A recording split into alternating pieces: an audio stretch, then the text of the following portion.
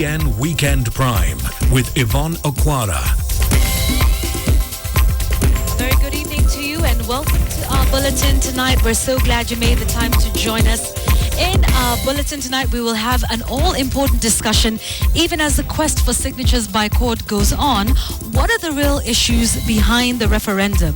We will be getting into the nitty-gritty of that petition that is being signed. We'll be talking about which part of the law of the Constitution that they're following. We have that exclusive interview tonight with Paul Mwangi, who is a lawyer and who is the chair of the Referendum Committee of Experts within CORD, and we'll be getting into all of those issues. He is ready to tackle all your questions, which you can send in on Twitter at Yvonne Okwara, at KTN Kenya, or if you prefer, SMS 22155. That is our big interview in our Bulletin tonight. But we also have the day's top stories, and this is what they look like.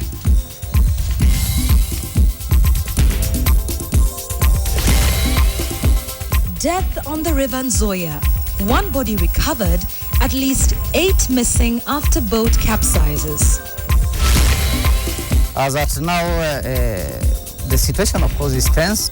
Neighbor against neighbor. Horror scenes from Mandera inter-clan fighting. There is more to learning than just the hours that you are staying in the classroom. Changing the law. Parents react to proposals seeking to give children more time from schoolwork. Anaona lakini kusikia asikii ila kwa kigongo. Mkipata hata signatures milioni 1 itapitia counties 24 na mimi sidhani kama wako na 24. And Jubilee brags about the numbers while CORD is confident about the masses.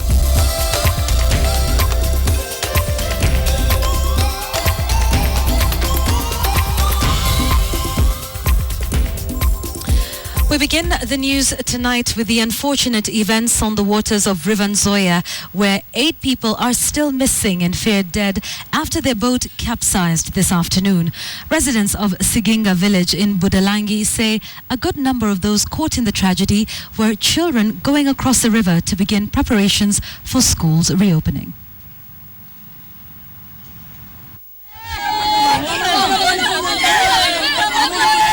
Uncontrollable emotions on the shores of River Nzoia.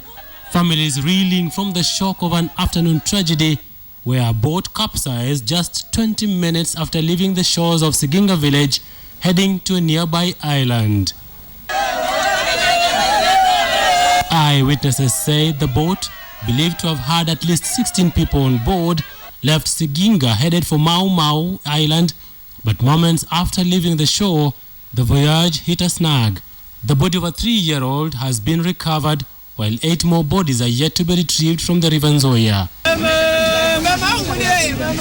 It was escape from death by a whisker for 7 people, who included 3 women. The 7 swam across the river before locals helped them come ashore.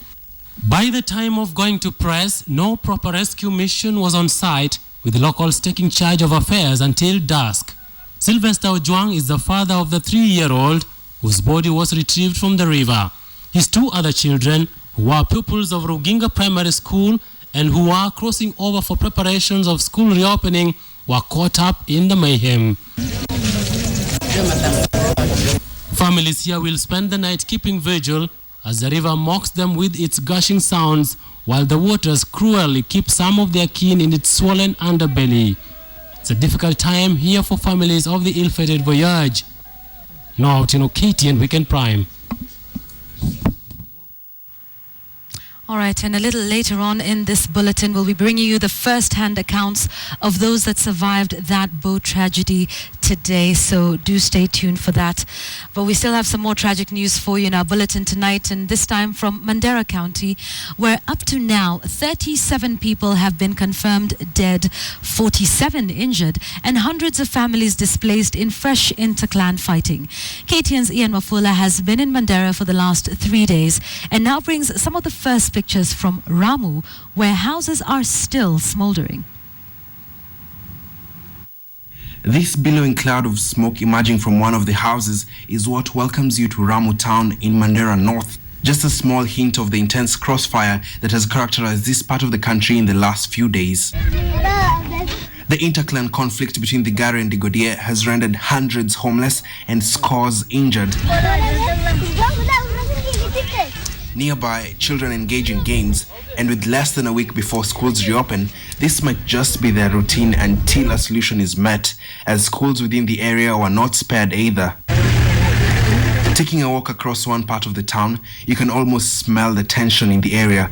Constant patrols have now become part of what was once a vibrant and peaceful town. Tension remains high here in Ramu just 7 days since the recent conflict between the Gara and the Digodier began, with majority of the people opting to take refuge either in police camps or Red Cross camps. And as you can see, homes, villages and streets are deserted, with now the Kenya Red Cross confirming that at least 18,000 households have so far been displaced. Hundreds of families have taken refuge at the health center, majority of them mothers and children, now forced to stay out under the harsh weather conditions. Food and water remain scarce. I think there is the need to appeal for more humanitarian support for this area. It is really quite overwhelming.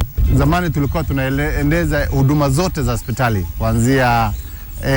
kuanzia consultation hapa kwa nini tunapeana hapa kwa dawa, pharmacy, ANC, postnatal deliveries, lakini sasa wahudumu wetu ya afya wote karibu wengi wametoroka. These 3 men with bullets still lodged in their bodies had to be transferred to the Mandera Referral Hospital for further treatment. Since Sunday, a number of gunshots have been reported, with attacks and counter-attacks between militia from both clans. Ian Wafula, KTN. Right now, the proposed education guidelines are now causing ripples among parents. A section expressed concern that the concept of fewer hours in the classroom could water down the standard of education in the country. KTN's Will Kistanyabwa now reports on the proposals discussed by stakeholders in the education sector this week.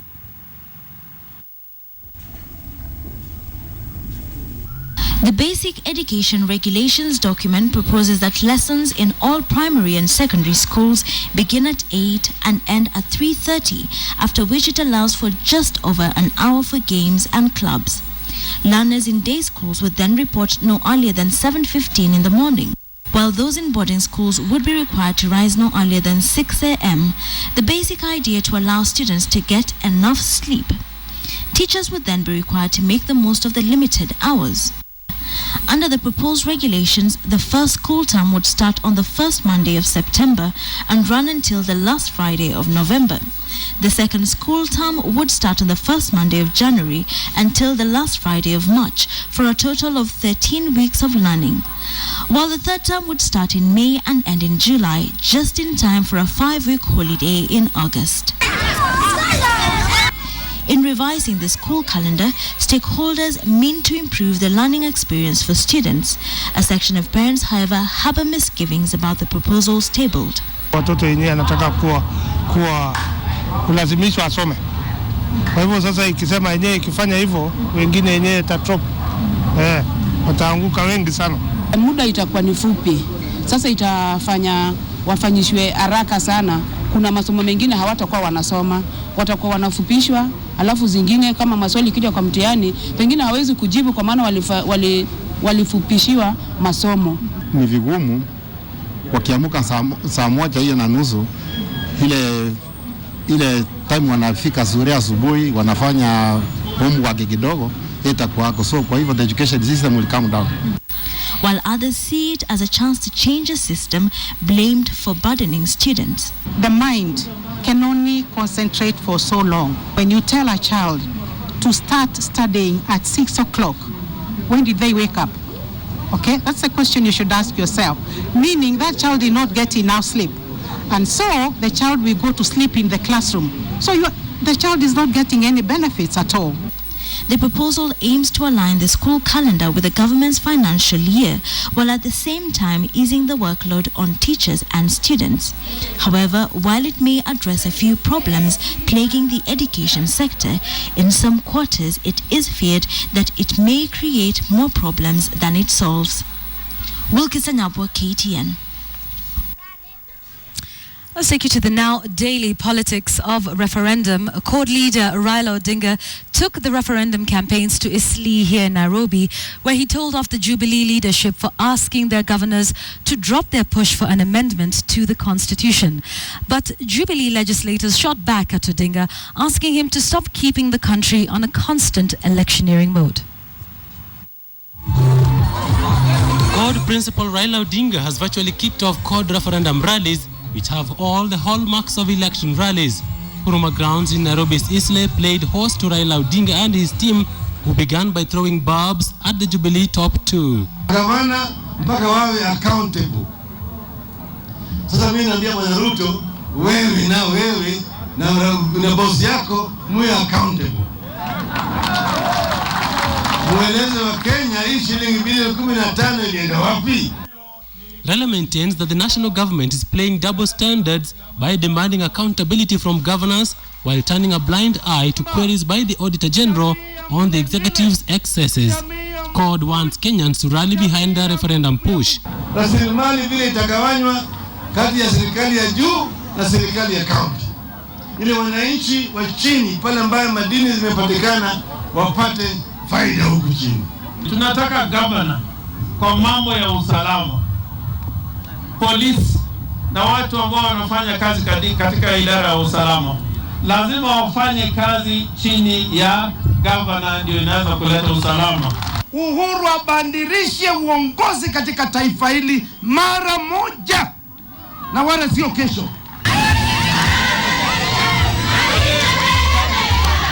But the Jubilee side is equally out in the grassroots to counter CORD's persistent and loud rallies. Speaking separately in Kericho and Nandi counties, Jubilee legislators told CORD their referendum drive would not amount to anything.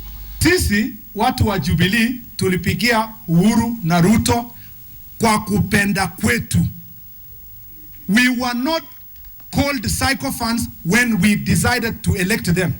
And we are not sycophants when we support them to make a difference in the country. My governors wetu, it is time to declare where you are. If you are with us, Jubilee, or with CORD, ni sawa, that is your democratic right. Isn't it? Tukutane kwa debe. Hatuna vita na mtu yote. Na msimamo ya chama is very clear. It's very clear that we are opposed to the referendum. Tenawili kuona anaona lakini kusikia asikii ila kwa kigongo. A case challenging CORD's collection of signatures is set to begin in Nairobi next week. Noutino KTN Weekend Prime. 8 people still missing and feared dead after their boat capsized. We'd promised you some first-hand accounts of those that survived that tragedy. Take a listen to what the experience was like for them.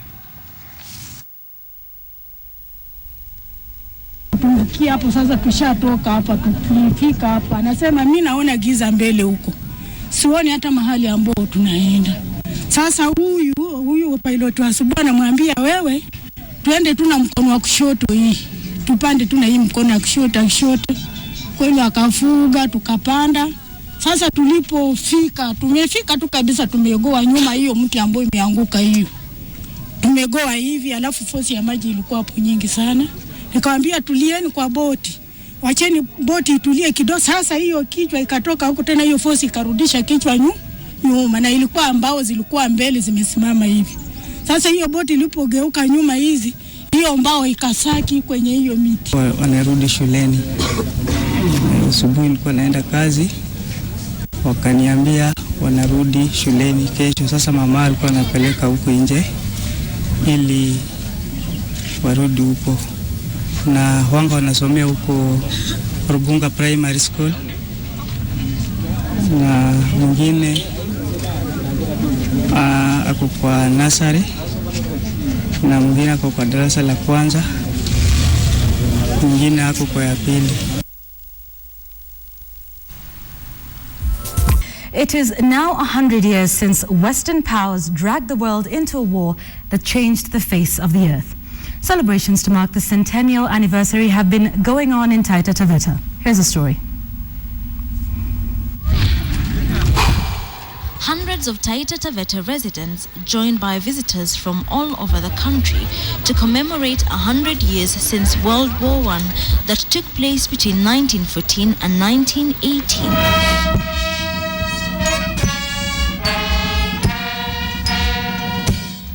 In a symbolic gesture that defied divisions of the World War era, the flags of Kenya, Britain, Germany, South Africa, Australia and Nigeria, among others, were hoisted on Salaita Hill in Taveta, a place that served as a major East African theatre of the historic conflict.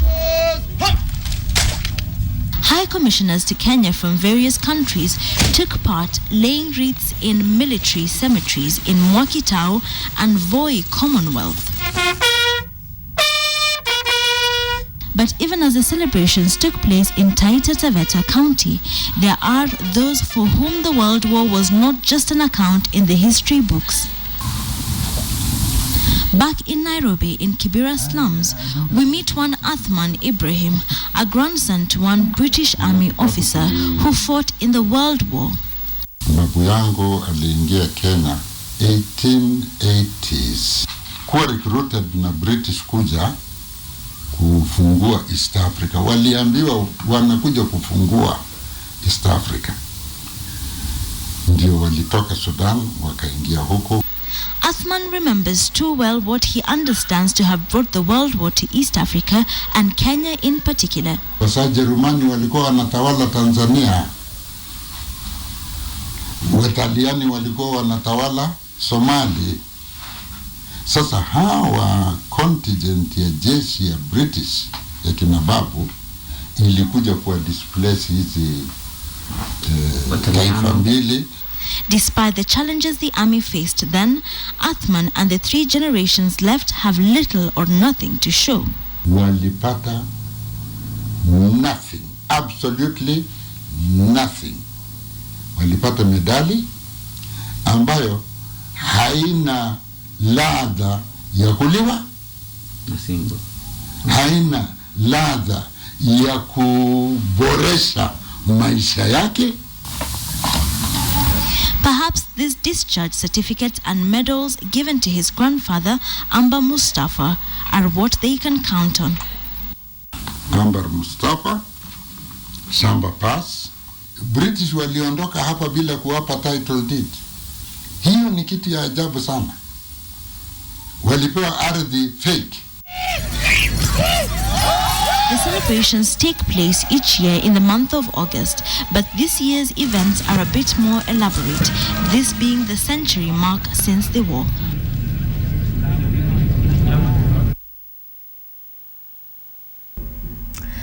It's time for the sports news now. Sinyolo girls defended their regional secondary school games hockey title after beating Namagunga High School 1-0 to top their pool, while Maseno School beat Menengai 13-0 to qualify for the boys rugby finals against Hana Mixed of Uganda. Victor Gale has all the details from Dar es Salaam. East African school games since inception have continued to see teams make history. This time round, it was Kenya's time to enter into history books after Maseno School reached the finals for the first time. Maseno beat Menengai School from Nakuru by 18-0, courtesy of tries from Albert Obuya and Brian Juma. I'm privileged. I'm not under pressure at all because my boys play good rugby, and I believe that the fact that I begin the honor to play in the finals is something that I thank everybody. When you do sports and academics, you have an upper hand. After the triumph, the rugby boys opted to cheer their hockey team, who were playing Friends School Kamusinga in the hockey finals.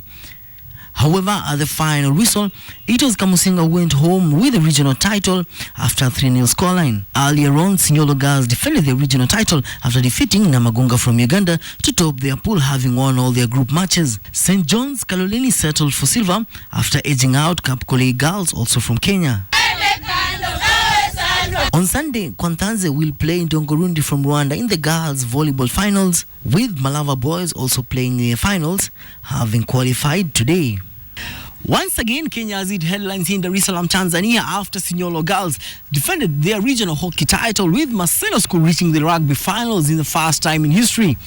Victor Ugale, KTN, at the University of Dar es Salaam grounds, Tanzania. All right, from Dar es Salaam, let's come back to the country. The fourth round of the Safaricom Sevens series, the top fry Prince Louis Sevens, kicked off today in Nakuru. Defending champions KCB registered a 100% victory in their group matches, while last week's leg winners Homeboys made it to the quarterfinals, top of Group A. Moses Wahisi reports from Nakuru. A top-notch rugby made day one of the Prince Louis Sevens start on its highest gear in Nakuru. After bagging last week, Driftwood 7 Homeboys had an unbeaten run in their group, cruising 12-7 past Impala before edging Mombasa and Kabras. KCB title defending champions also stamped their authority. The Bankers secured a 24-0 win over Western Bulls and also managed a 17-7 victory past a resilient Nondis. .co.ke. Rugby fans had their part of action off the pitch. Tona is awesome. I think Nakuru we've won. Sindio baby tumeshinda? Tulishashinda. Oh, tulishinda. Hapa tumekuja kujinice. Tumekuja kujinice. So us we're awesome. Prince Louis is awesome. Yeah. Not everyone though was singing the same tune. This year's Prince Louis Sevens is poorly organized, starting from the kick-off time. I see the officiating part, the participants. I think this is the lowest organized Prince Louis tournament. In other ties, Nakuru edged Daystar University 26-5. Mwamba registered a 21-12 win over Queens. Homeboys will line up in Sunday's first main cup quarterfinals against Western Bulls. Top fry Nakuru will be up against Queens. Strathmore have a date with Mwamba, while KCB will take Kabras. An action-packed day it has been here at the Nakuru Athletics Club. And after today's matches, Pandits still find it hard to predict whether it will be another Homeboys win or KCB will clinch a victory and put their title defense on course. Moses Wahisi, KTN Sport. We thank you for watching our bulletin tonight, and thank you for all your comments. Have a good night. We will see you again tomorrow. If it is Sunday, you know it is Checkpoint. Do have a great night ahead. God bless you. Bye-bye.